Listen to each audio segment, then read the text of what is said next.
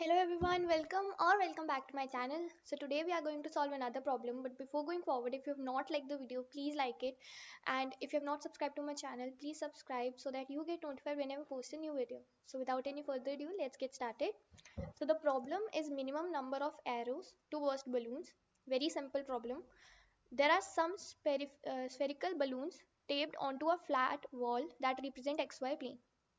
The balloons are represented as 2D integer where array points is like this. It's a array in which there are two elements. Denotes horizontal diameter stretch between x start and x end. Means for each balloon there will be a starting x coordinate and the ending x coordinate. You do not know the exact y coordinates of the balloons. Arrows can shot up directly vertically from different points along x-axis. A balloon with x start and x end will burst if the arrow shot at x is such that x is between x start and x end. Means, for example, if there is a balloon whose starting x coordinate is this, and its end x coordinate is this. So if a arrow is shot, like I shot an arrow and the arrow comes here at x position, then the balloon will burst if this x coordinate is greater than is greater than xs, but it's less than xe. Means it's between these two points.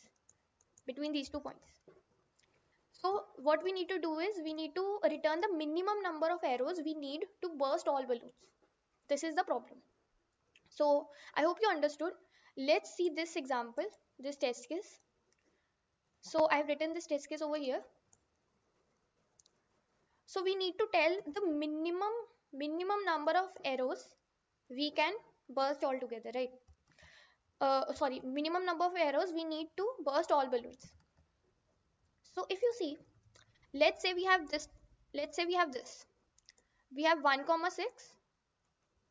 This is one balloon. This is one balloon whose starting x coordinate is 1 and ending x coordinate is 6.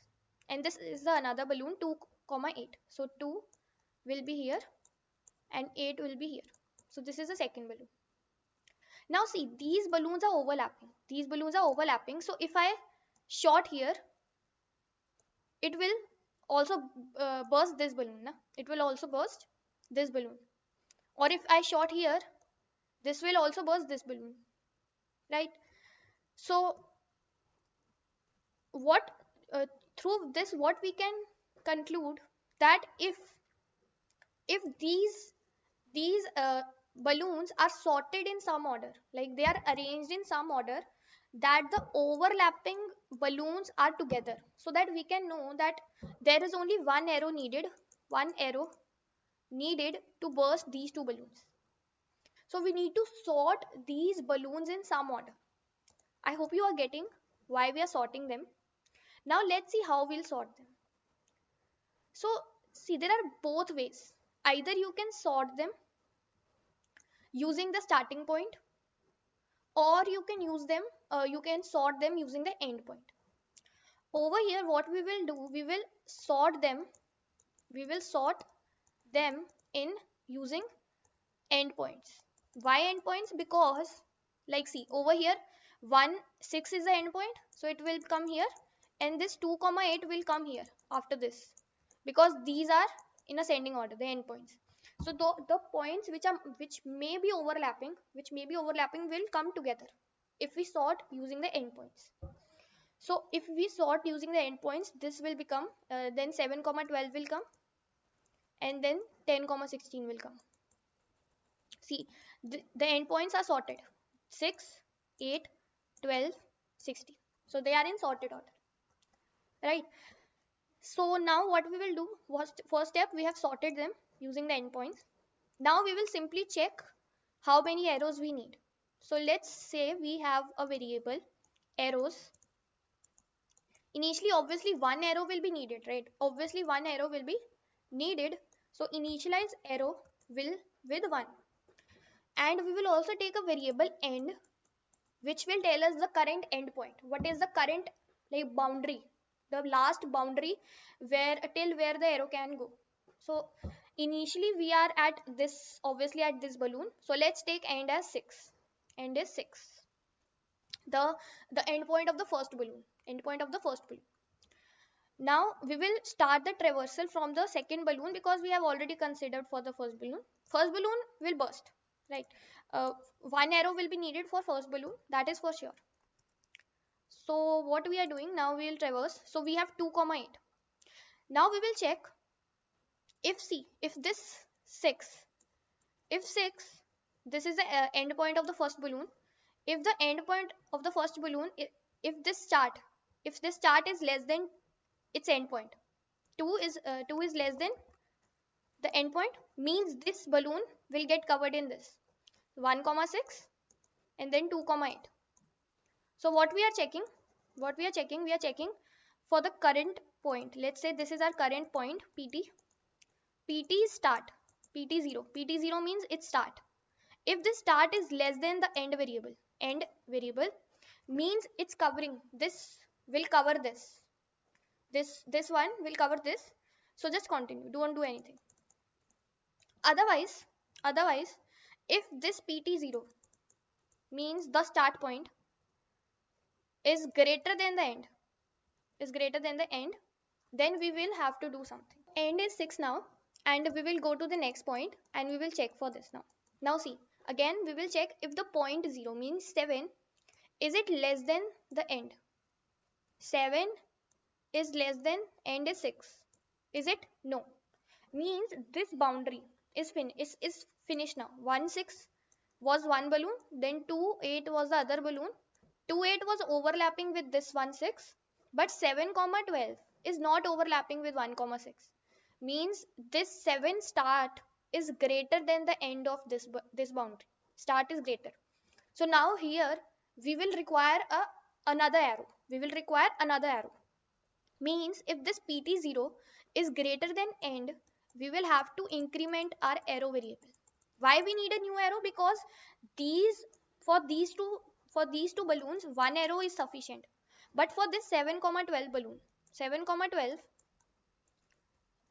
6 was the end. 6 was the end, and 7 is not inside, like within 6. 7 is outside. So we will require a new arrow for this. So we will increase the arrow variable. Also we will update our end now. End will become this point's end, because now end will not be 6 now, obviously, since this is the point. So end will now change to point 1. Point 1 means 12. So end will become 12 now. I hope you're getting what we are doing. So these are two conditions. If this is there, we'll continue. If this is there, then we'll do these two steps. Now let's go to the other point. We come here, we see this is pt0, which is 10. Is 10 less than end? End is 12. Yes. So also I have not incremented arrow here. Arrow will become 2 for when we have incremented it. So here 10 is less than 12, which is this condition, hence we'll continue. So we will just simply continue, and we have covered all the intervals, all the balloons. See, and the end our arrows are 2, means we require 2 arrows, minimum 2 arrows to burst all these balloons. I hope you understood what the approach is. There are two conditions simply. If this is the condition, we'll do nothing. If this is the condition, we will do these two steps. Right? So now let's see the code quickly. So this is the code. In the code, what we are doing, we are first of all just checking if the points array is 0, just simply return 0. Then we are sorting this points array. We have made a comparator function in which we are sorting it in ascending order according to the endpoint. And then what we are doing, we have arrows variable, and we have initialized it with 1, and this is the last variable. You can take it as end. Let's take it as end, as we have taken in the explanation. So end is there, and we have initialized it with the first balloon's endpoint. So points 0 means the interval, like points over here. Point 0 is 10 comma 16, 10 comma 16, and then its first means this will be This is 0 index 10 and 16 is the 1 index. So this points 0 comma 1 0 1 will be 60, right? So then we are going to each point starting from 1 index 1, as we did. We started from 2 comma 8. We are checking because for this we are doing nothing, so we will not take this condition. We will take this condition that if the current point I0 start point is greater than end, means we need to take a new arrow and update the end point, and at last return arrows. So I hope you understood the code, very simple. And time complexity for this is O of n log n. We are doing sorting, so it's O of n log n. And space is space, I think we are not using extra space, so it's O of 1. This is time complexity and this is space complexity. So I hope you understood the problem and the approach. If you have any doubts, let me know in the comments. If you like the video, please like it, subscribe to my channel, and I'll see you in the next video. Thank you.